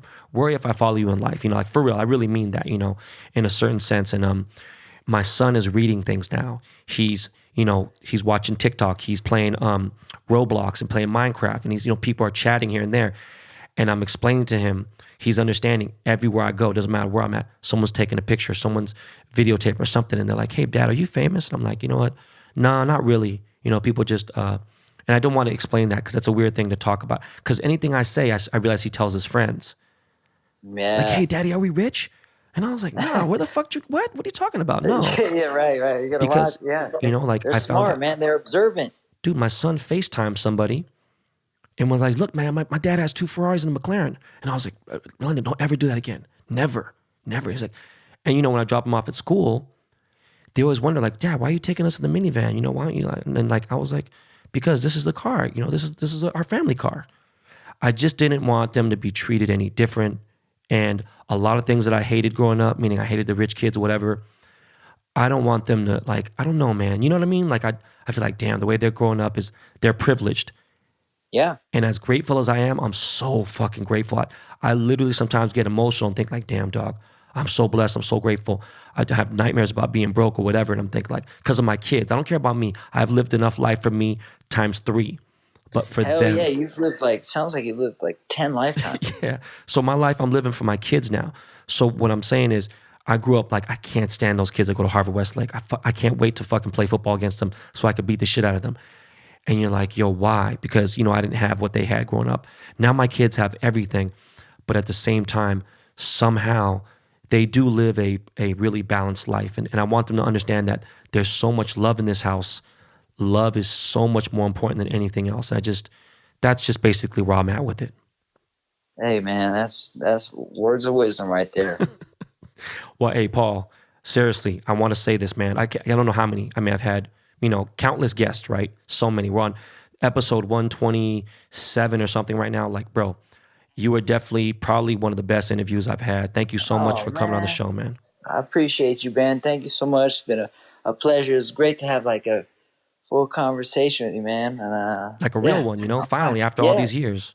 And yeah. also, please, man, two things before we go.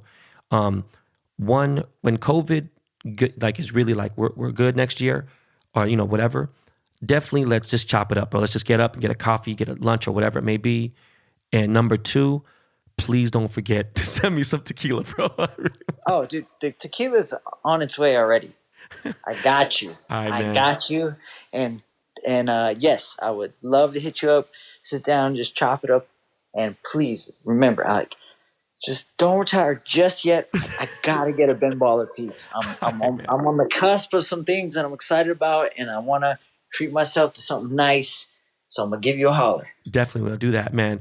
And yo, check it out, Miles, man. Throw on some Lakey Lake real quick, and let's get into that break.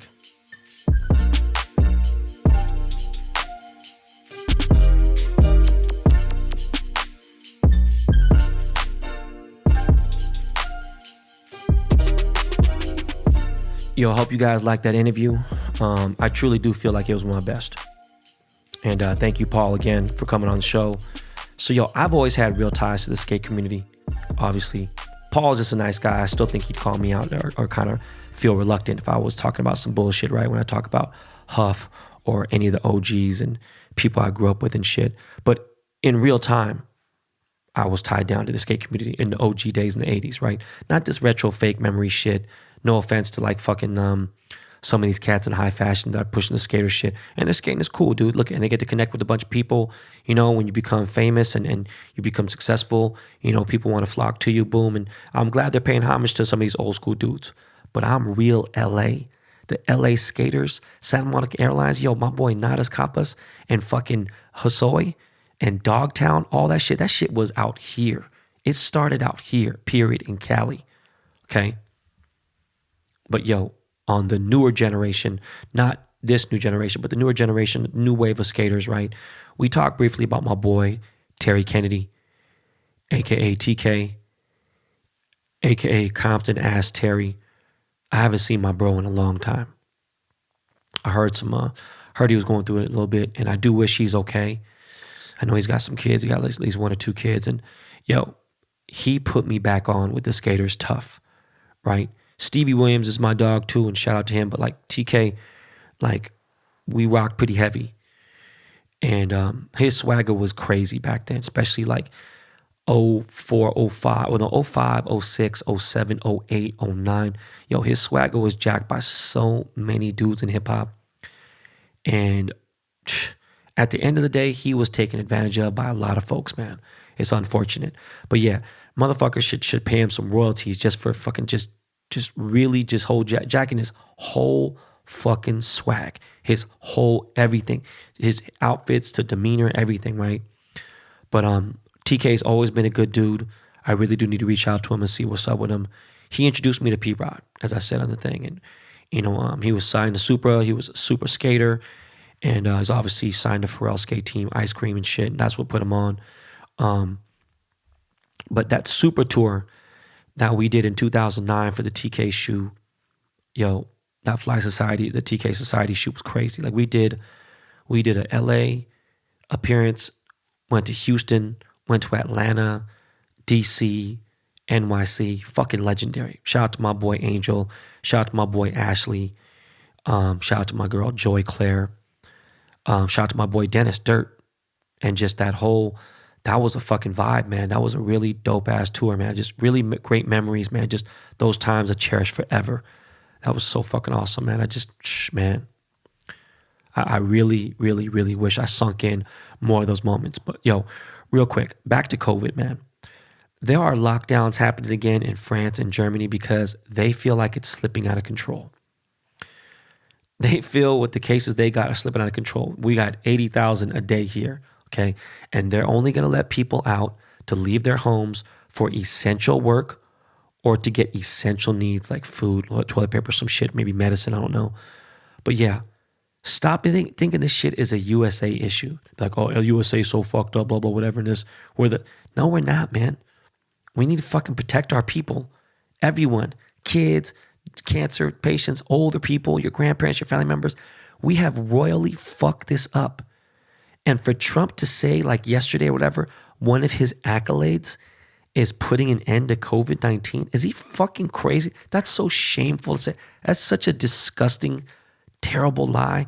Just so many fucking lies, man. It is insane.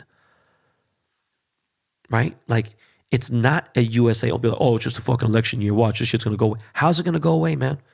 China? How's it gonna go away in fucking Brazil? How's it gonna go away in fucking Korea? Right? In Australia? And fucking the UK is about to lock down too now. Okay? That shit ain't got nothing to fucking do with the election. Speaking of the election, we're less than a week away from this fucking disaster. This complete disaster of an entire election year. And like I said before, no president will be elected on November 3rd. In fact, I seen this thing on Instagram or Twitter like saying, oh, due to this, blah, blah, whatever, no, a president won't be elected on that day. No fucking shit. All right? I voted already. My wife voted. My in-laws voted. My mom voted. My sister voted. I'm sure my brother voted. It's going to take a few days extra. Maybe fucking November 6th, whatever. It might even take a week, all right? And I do expect some shutdowns to happen, whether Dick Stain remains in the office or not. But yo, I truly think he's going to lose, right? And if it's a landslide, there is no lawsuit, whatever. He can say what the fuck he wants, whatever. But if he gets beat like real fucking bad, there ain't going to be no argument, man. It's a wrap. If it's close, we can go with that little fuck shit. You know, that fucking shit that fucked Al Gore and shit that fucked up Hillary and all this other bullshit. But yo, and the popular vote and the fucking troll vote. Listen, no. I think he's just going to win it outright. I think Biden's going to win. And again, by default, right? I'm not a huge Biden fan. But again, you're talking about getting kicked in the dick with a sledgehammer, getting hit in the dick with a sledgehammer, sorry, or getting slapped in the face by one of the motherfucking Russian Federation fucking slap contest dudes with the baby powder. All right? All right, guys. Listen. Prepare for a rant. All right? I'm about to rant on some shit. Now, look. I got nothing but love for my boy Jason Arashabin, a.k.a. Jason of Beverly Hills. He's a good dude, a solid dude. Married man, kids, father. He's actually an ally for the most part. I can't think of anybody in Los Angeles that does jewelry and does something that's close to what I do that has been an ally. He's never done me dirty, like directly. But the way he does business with the professional sports team in LA and in the Bay Area is very Operation Varsity Blues-ish, okay? If you're not familiar with what Lori Loughlin or Felicity Huffman did to get their kids into USC, then you must have been fucking sleeping under a bottle cap, all right? But Jason of Beverly Hills has spent over $1 million in sponsorship money with these organizations in sports, right, in LA. Almost $1 million in advertising with the Dodgers, doing NBA championship rings for free for the Warriors. Yes, for free. All right, no bullshit. I had to sit down with Kirk LaCobb, all right, who was the fucking vice president of the fucking team, or is it Jacob? I forgot. And we went to bat. We were ready to go. That last ring, that last chip that the Warriors got, we were ready to go. Like it was, Jason didn't know, he's submitting, boom, but we were there. We started building a ring to show them everything. We're ready to go, right? And at the last moment, you know, we sat down, me and my cousin and, you know, the Warrior staff, and they're like, yo, okay, look at, man, this is the issue now. Jason is willing to pay for all 3 tiers of rings. There's 3 tiers. There's front office, there's the players, and obviously the coaches, and then there's like the fucking every employee, even the fucking person who hands out the popcorns, all that shit. Jason was paying for all 3 tiers of rings. We did a budget estimate, whatever. It was over $300,000. I'm sorry, it was over $350,000 at least, okay? So we gracefully bowed out, right? But I get why Jason does this. He has a publicist. He like has, you know, he goes to the NBA draft, the NFL drafts, and he has, you know, people he pays, a bunch of little salesmen here and there, and pushing the jewelry and stuff and getting the first round draft picks and all those people like, hey man, we have this, and this. Everything's pushed to an agency. It's real fucking old fashioned. Like just, it is a little corny, man. All right.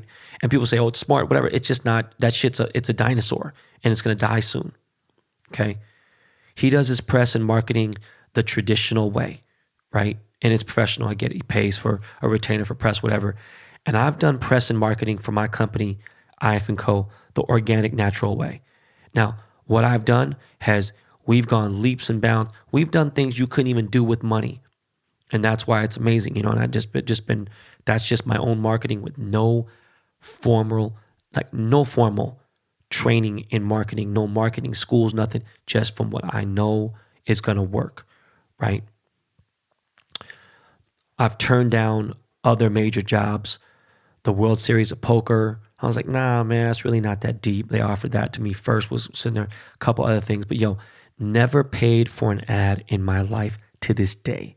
Never gave out free jewelry to a rapper or celebrity ever. If I gifted somebody, I think I might have gifted Kai Gerber a thing for her birthday because she helped me with some things, and she's an enormous supermodel. I was like, what makes sense? Very minor things here and there out of my own pocket. It wasn't anything for clout. It wasn't anything for an ad or for a shout out, okay? Because that didn't happen, all right? And I never needed to.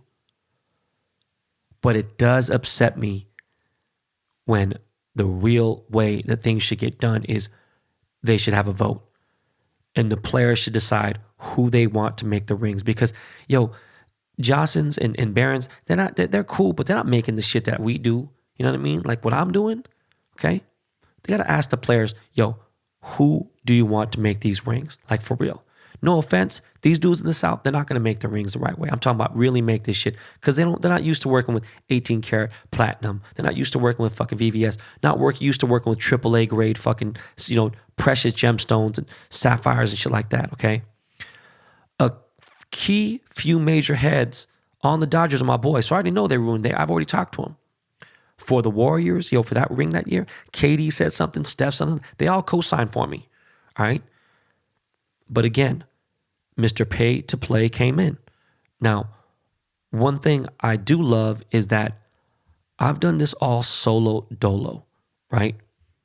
Collabs with Murakami, collabs with fucking Cause. I built those relationships legit. Didn't have to pay nobody and sit there and hang out, because they genuinely fuck with me. I could get to any artist, rapper, singer, whatever I wanted to without any kind of second degree of separation, intro, whatever, boo. I don't need to do none of that shit, all right? And they'll know what it is with me. They'll know who I am. So yes, I would be able to technically throw out the first pitch and do cool things with the Dodgers and be treated like a VIP. And, people will know me, whatever, okay? But unless the front office changes at Dodger Stadium, they got to honor the dude who's been paying sponsorship money. He's paid $700,000 in sponsorship money. That's a lot of money out of pocket, okay? This ain't hearsay. These are facts. Remember, my agency represents most of these Dodgers. And I went, the major players on the team. I went to high school with Elizabeth Goober.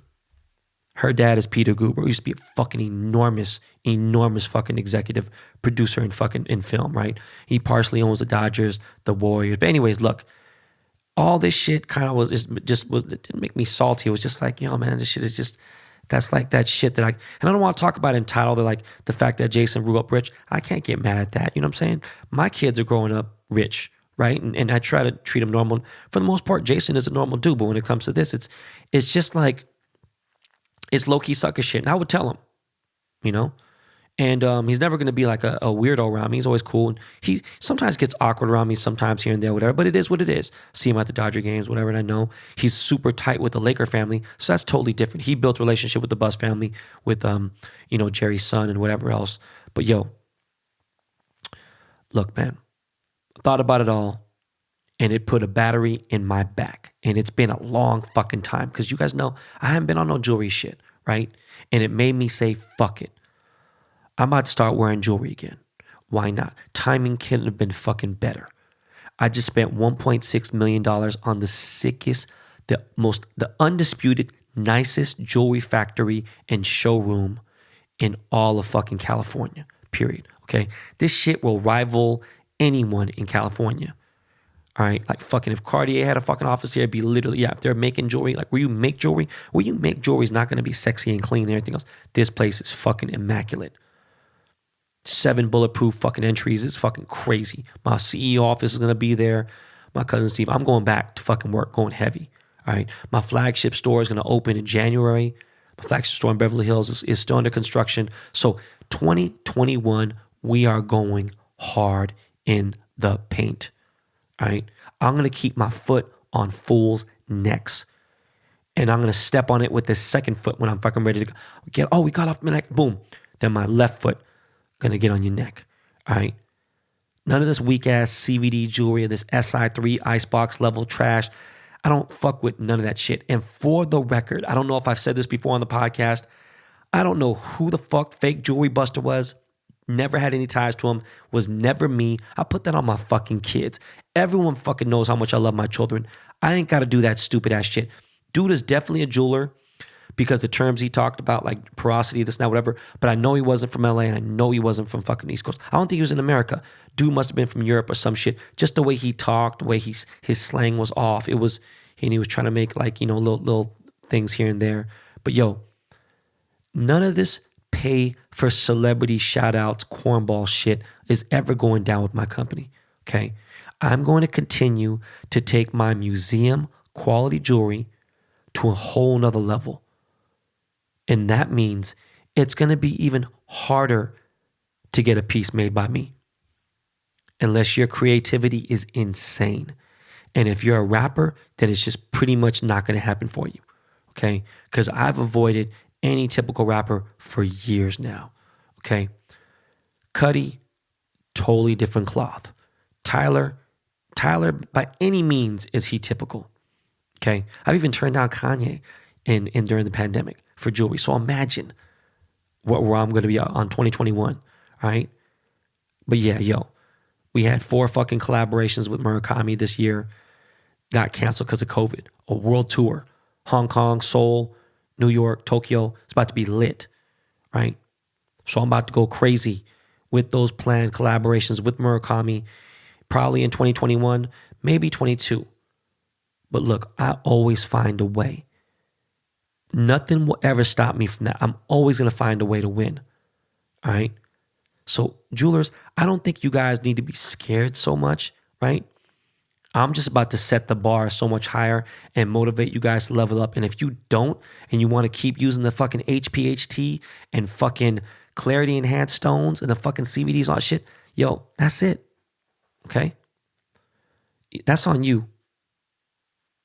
Motherfuckers are gonna get exposed with that shit. It's a sad day, man.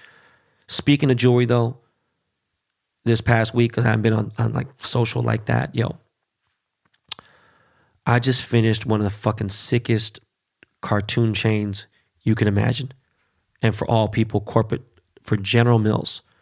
Like I said, I'm getting that corporate bag, Snickers, everything else. For General Mills, did that fucking chain. And yes, General Mills, the guys who own Lucky Charms, Honey Nut Cheerios, Trix, Silly Rabbits, Trix are for kids, that Trix, right? Cinnamon Toast Crunch. Well, this piece happens to be the 2020 Trix Rabbit. Yes, the new bunny rabbit is a different shape. It's like a weird thing. They got this thing called Cereal Squad. You can Google it, right? And I made this piece for them. And it's for a charity. I think it's going to go to like the Children's Hospital, some shit. It's fucking sick. All right? 3D. You'll see. I made this shit in 8 fucking days too. Clowning. Can't wait till you see it. It's fucking Trix Rabbit is fucking lit. I also got way more fly shit coming soon. So, stay tuned, man. The hobby. My 2020 World Series Dodgers X Topps collaboration championship set is dropping this afternoon. If you are listening in real time, it should be real soon. Okay. This is a limited edition set that I designed. All right. And this will be available for less than a day, I believe. I don't know. I think it's going to sell out way faster than a day. So it'll probably be sold out by tonight. Okay. I believe the price will be about $100. And yes, there will be parallels and rare shit in there, autographs. There's going to be hits. All right, guys. Like, I got it in with this motherfucking thing. I put my time and effort on it, was hoping to fucking God that we won the World Series, and we did. I can't wait for you guys to see it. It's going to be crazy. Again, this is going to be rare, like my Topps Chrome shit, and I know a lot of motherfuckers made money off of that. So good luck. Go out there and grab that shit. Now, if you're listening in real time, my Willie Mays card is out now and available for another 21 hours or so. Go grab it. It ends Friday morning at 10 a.m. That's tomorrow morning, 10 a.m. So my next project, 2020 card, is Nolan Ryan, right? Pitching legend. And then after Nolan, it's finally the kid. Ken Griffey Jr. Can't wait to get to fucking Seattle and that $20,000 Seattle Mariners chain giveaway. Okay.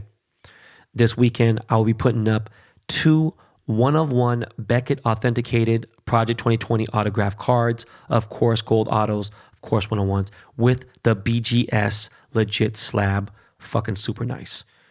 And very rare. I'm going to sell fast. My Roberto Clemente autos, they should drop next week sometime. I think Thursday or Friday. Just stay tuned. And by the way, my San Diego meetups are next week for the San Diego BBDTC hobby boxes. They go down in San Diego. I cannot wait to meet you guys in Dago. All right.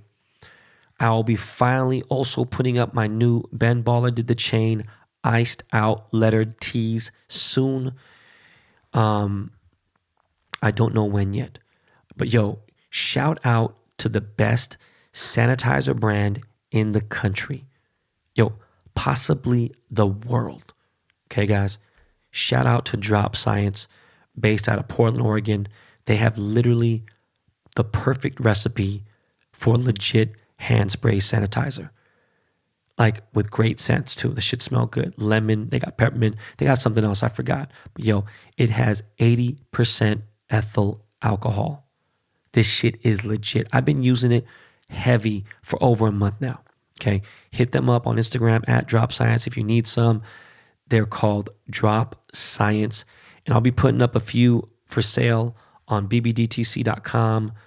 Probably, for that same time, same price I charge for the sanitizer, whatever, just so you guys could sample it out for yourself. I don't have a lot because I'm, giving away the boxes and special, gift boxes and stuff like that, and for fam and homies and whatever, and just promo use, but the shit is lit, all right?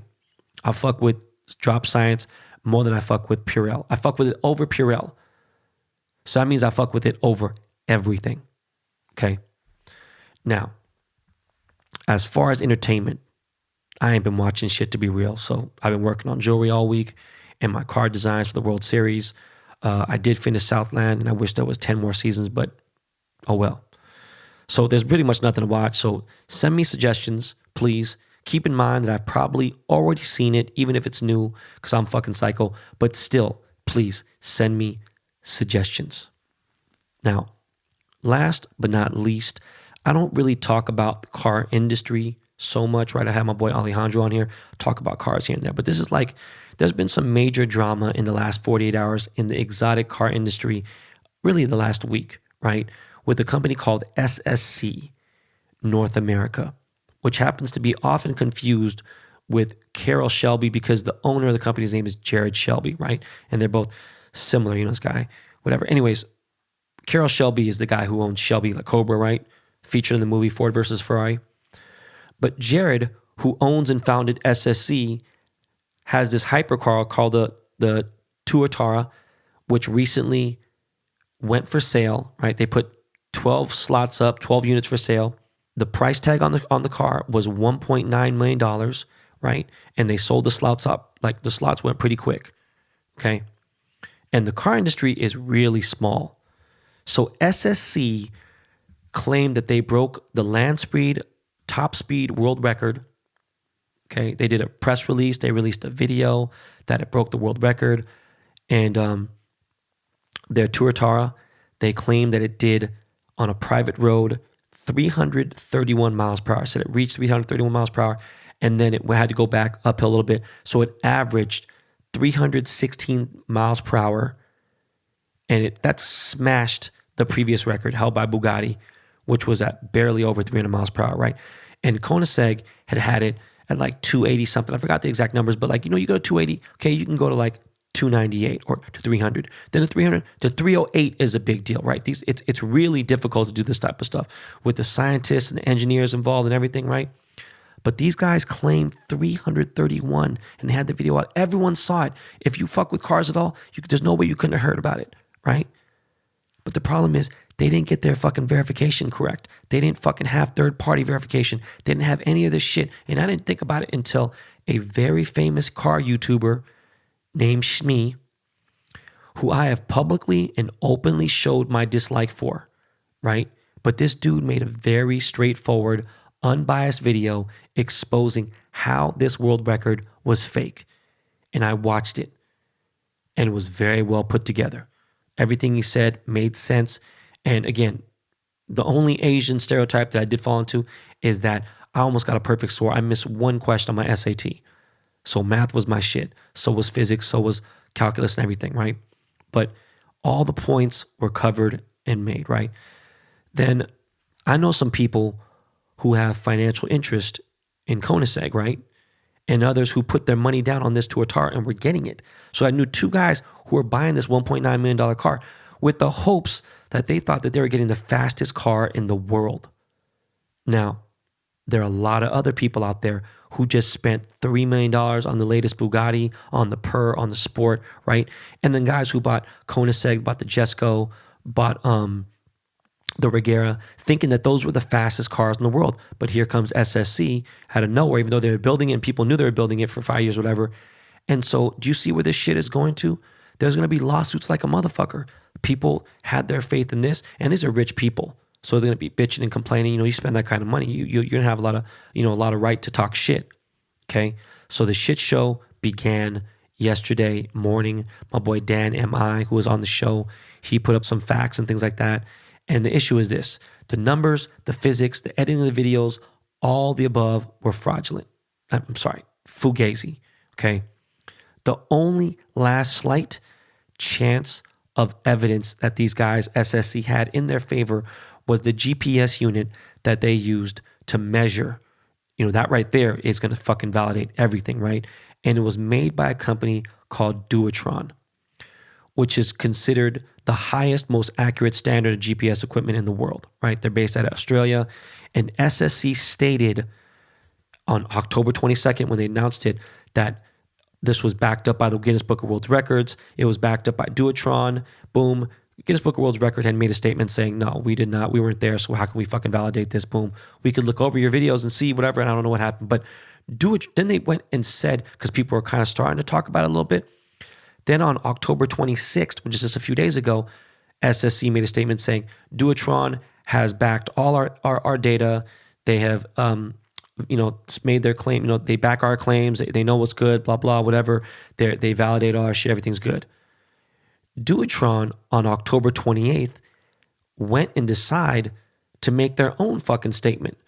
And the founder of Duotron said, yo, I don't know what the fuck you guys are talking about. They didn't say that exactly, but they said, never have we verified or backed up any data made by SSC in regards to that world record run, allegedly, that alleged world record run, as nobody from our company was there to witness the run, to make sure no manipulation was involved. And I don't know, man. It was just crazy that nobody in SSC's camp decided to be like, yo, you know what? We're going to put a press release out. You didn't check that 2, 3, 4 hours ago, the company you said backed you has just said that they don't back you. So it's quite the opposite. And then you got idiots telling people, well, what are you talking about? All you got to do is send it in. What are you going to send in, dumb fuck? You know, once it's been touched with somebody, they said they have to be there in order for it to be valid. They can't validate, they can't verify anything unless they were there. No one was there. So you have to do the run again. The only problem is this dude don't want to do the run again who drove, because everyone's been backpedaling. Everyone's starting to catch heat. And again, it's fucking bogus. SSC made a fucking statement yesterday afternoon saying they stand behind their claims, stating they did break the world record. The only issue is they used the wrong video. Bullshit. Okay? The speedometer was off in the video. Even the fucking driver, the videographer, he had said like, oh, I need to look over my edits, blah, blah, whatever. And then they said that there was 2 edits that no one ever saw and those would be fixed. Yeah, sure, bro. When Koenigsegg broke the record, I think they released a video like 2 days later. These guys took 9 fucking days. And then they took 2 days to fucking respond to whatever, and it's bullshit.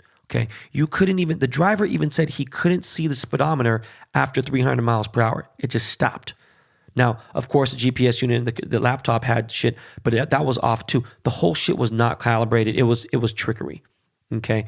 And they fucked up by releasing that video saying that there's going to be another video that shows it. No, it's too late for all that. You can't get it verified already because Duotron already said they're done.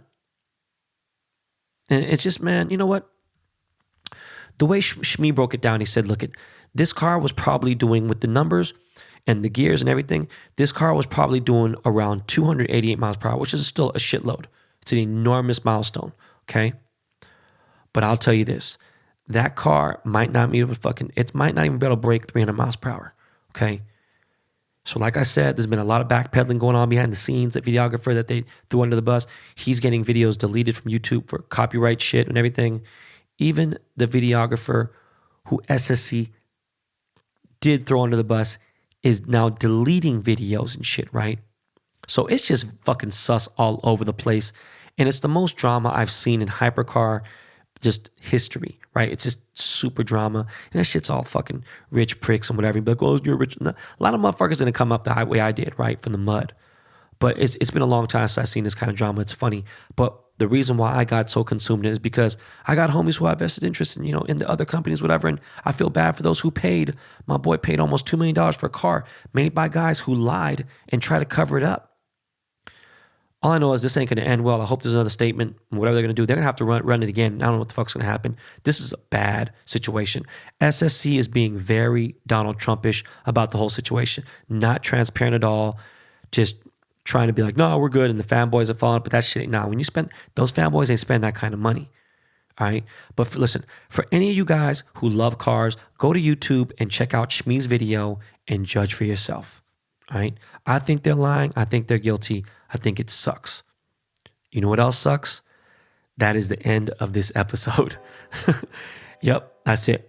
Yo, it's a long one. I gave you guys a lot of game. I gave you guys a great interview, but that is it. I want to thank you always for tuning in. I cannot tell you how much I appreciate all my listeners, all my subscribers. Please hit the subscribe button. Please tell a friend to tell a friend to hit the subscribe button. All right. I'll see you guys after the weekend. What a fucking week. What a show, man. And always remember, this is not your practice life. Peace, y'all.